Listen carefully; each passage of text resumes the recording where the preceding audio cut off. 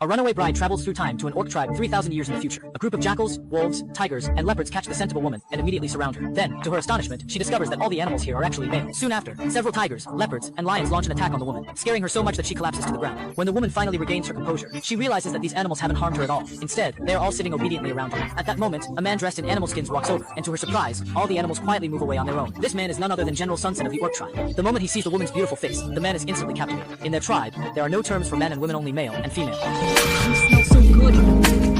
Beautiful female, I feel so hot. Please help me. I'm here to save you.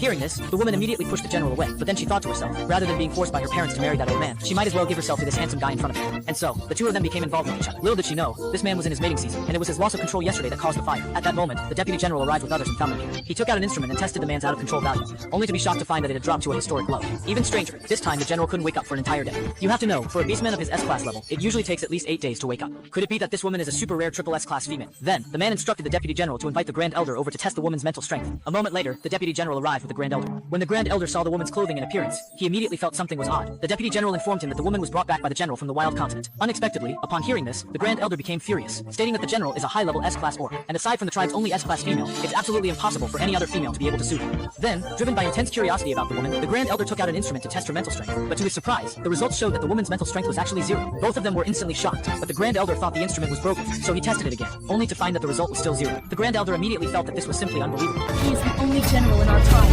Whether for his own sake or for the sake of the entire tribe, we must choose an S-class female. Can only follow one host, and they have already.